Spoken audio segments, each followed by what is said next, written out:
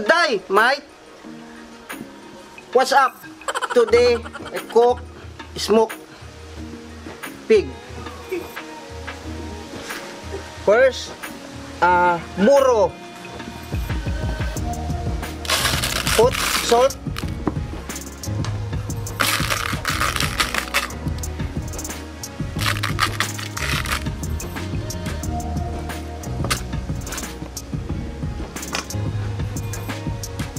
Put limpo. Cover salt.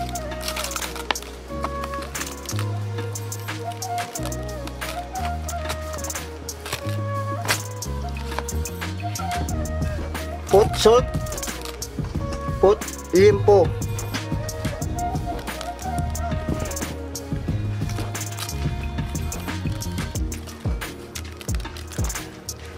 I'll do this kapulutan because in pandan always burn out.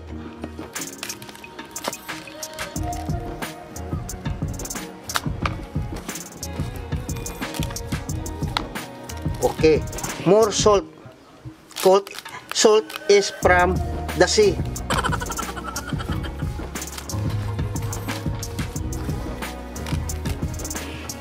Make by the salt people. Making the sea salt. Alright, let's put this in cold place for 24 hours or 48 hours.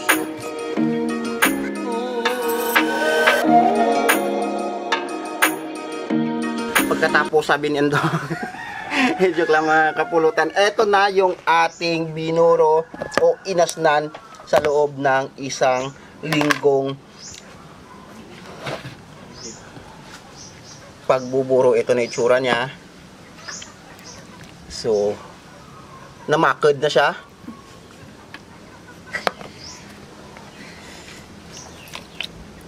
So, next na gagawin natin dito mga kapulutan ay pauusukan natin.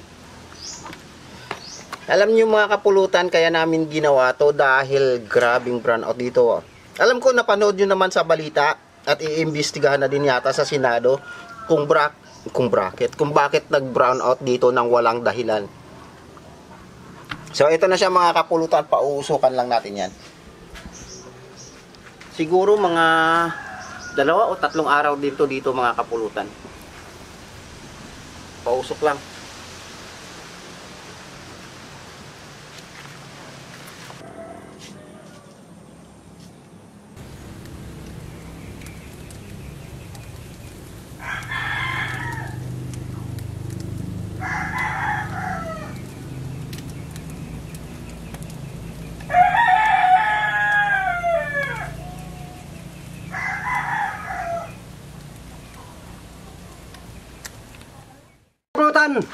Luto ng ating tinuday.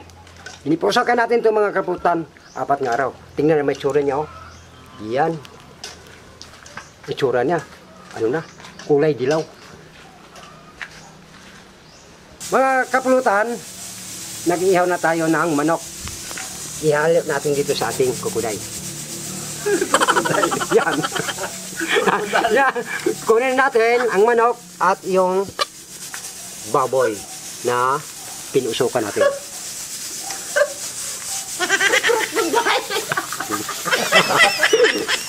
Yan ha. Mga kaputan, tapos sa paghiwa ang ating itag at ating inihaw na manok, mag-start na tayo sa luya.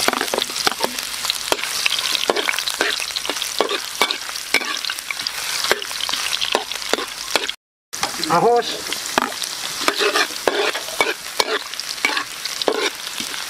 Ang ating pinakahuli nga sangkap, sibuyas.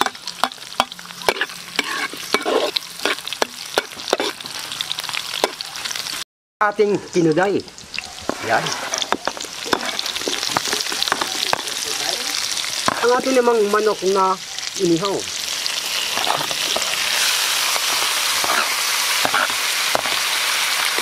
Likas-likas lang. Para siya ay manet.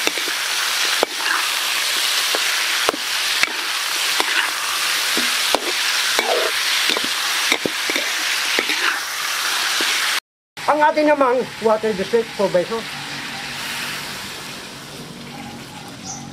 Ilagalan natin to mga kaputan hanggang siya po lumambot. Mga kaputan, bagbalikan po natin ang luto natin. Lambot na ang ating karne. Maglagay tayo ng sayote.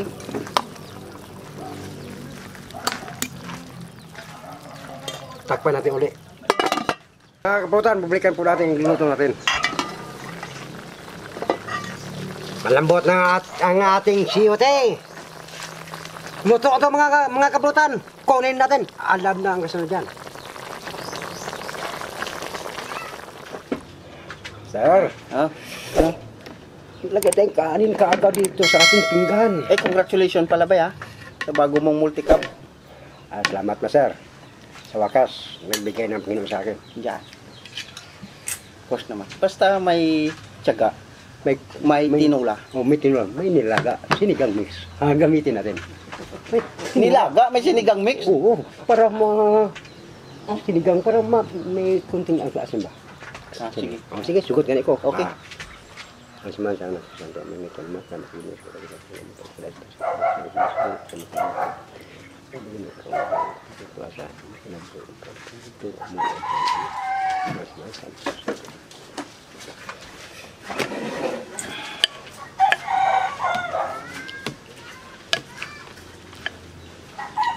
Kumana ito sayo.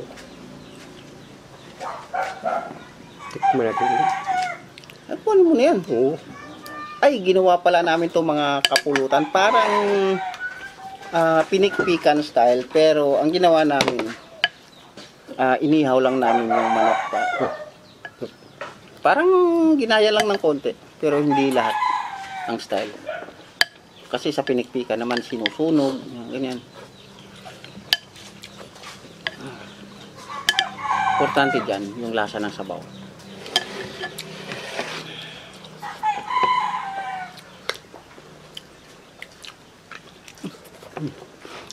Pero mo, sa tagal ng luto, umigit sa linggo na yan. Yung pagpapausok ng ginawa namin yan dahil sa power outage dito sa Panay. Buong Western Visayas, brownout. Kaya namin naisipan yung parang etag na parang kinuday na parang kiniing. Kumbaga binuro. Binuro. Pero yung buro namin, ang dito kasi sa amin, ang buro namin, asnan lang. Tapos, iwan lang dyan. Pero ang ginawa kasi natin, pinausukan pa natin. Mas masarap pa yung gano'n, mas malasa. Siyak ng sabaw niya.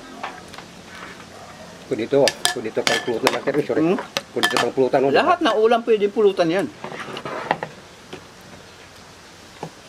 Tamo yung manok namin parang may sunog. Inihaw muna. Inihaw muna. Parang pinagsamang Ipugaw at Iloilo. Kasi sa Iloilo, may tinatawag silang linagpang. Iniihaw muna bago sabawan.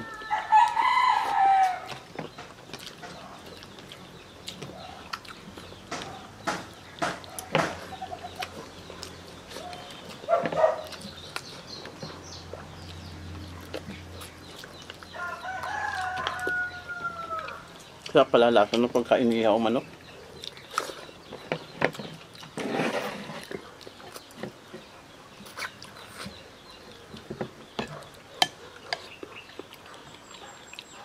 Napansin nyo mga kapulutan, wala kami asin na nilagay. Ang silbi asin natin yung baboy. Mm. Iburo natin.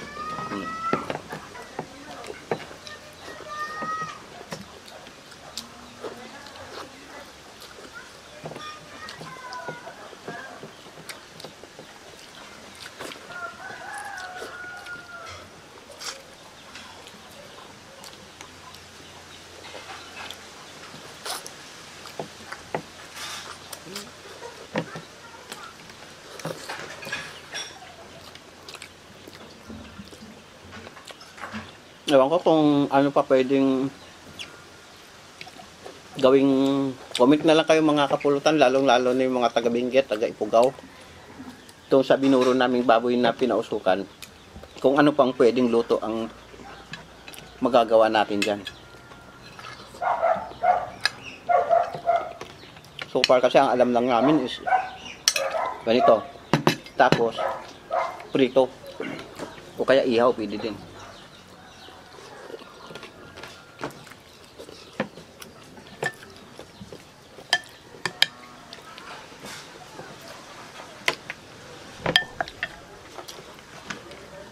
Dito na lang lagay.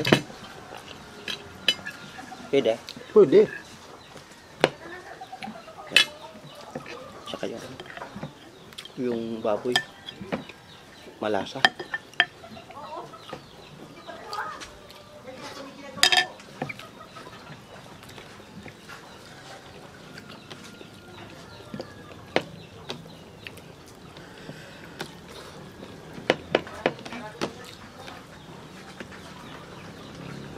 Sarap sana kung makatikim tayo na ano, no? Yung original na itag o kaya kiniing. Kaya pinuday. Baboy. Mm, Yung baboy. yung original sana. Kailan ba Saan kayo makakabili nun? Ewan ko kung meron sa Shopee yan. Kaya sa Lazada. Yung original ah.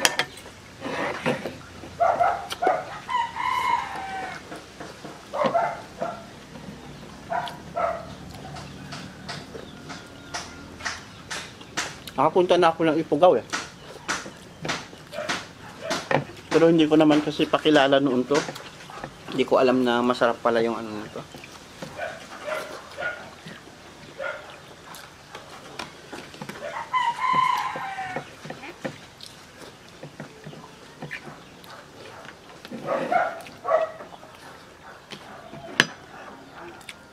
Gusto mo?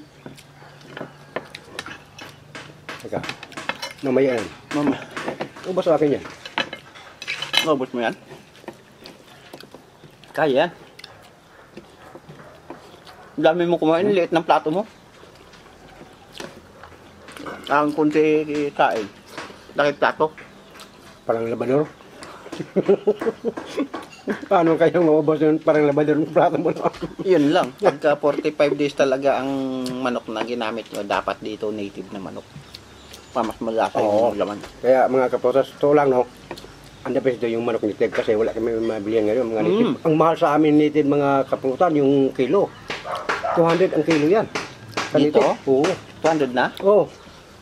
Mag-alaga Dati, tayo ulit. 180 na yan. Dati. Ngayon, 200 na. Dati ang alaga natin dito, naubos na eh, kaiiyaw. Oo nga. Dahil Dahil nga sarap, yung sarap ng native. dami kong manok dati dito. Pato. Manok. Ayun, wala na. Naubos na. Kakabang. Wagtang.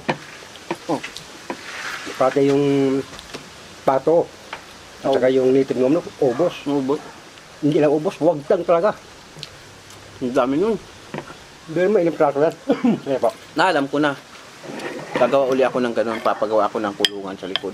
Ayaw na maganda, master, para pagdating sa oras kung malalaki ng manok natin. Meron tayong ano, ba? Oo, meron tayong putan at yung pang-ulam natin, di ba? Madali lang naman lumaki yan. O, tatong buwan. 3 taon. 3 buwan? Oo. Diyos ko, liit pa nun. Wala pa lasa yun. Yung malalaki, pwede na rin yung malalaki. Gawin mo mga, mga 9 months. Oo, parang tawag doon nga, Ning bayong yung iba, bayong ba, laki na ba? Yung bayong. Ano ba yun? Yung bayong, yung mga, Lalagyan ng gulay? hindi, yung mga manok bang edad ng 8 buwan, 9 buwan. Yun may lasa na yun. Dulmaga Kasi ang tawag pagka- sa inyo, di ba? Ha? Dulmaga. Ang manok. Tulmaga. Oo, Dumalaga. dulmaga. Sa antisla. Hindi, sa Tagalog. Sarap yun. Lahat nga, kumpara ko sa 45 days yung native. Ang native talaga may pinakadabis. Natural. Pwede naman ang 45 days. Pagka gusto mo native ang lasa niyan, Ano ilagay mo dun? huwag mong katayin ng 28 days. ay ikulong mo na. Hindi, kahit na anong mo lang dyan, pahayaan mo lang. Sige, katayin mo pagka 9 months na. Maganda din ang lasa nun. Kasi Pero- may muscle na yun. Oo, habang minsan santo siya naglakad-lakad. Oo, pero malaki ng masin. Kasi pagka nasa kulungan lang yan, wala yan. Wala. Nakaupo lang yan, kumakain, nakaupo. Naka-incold.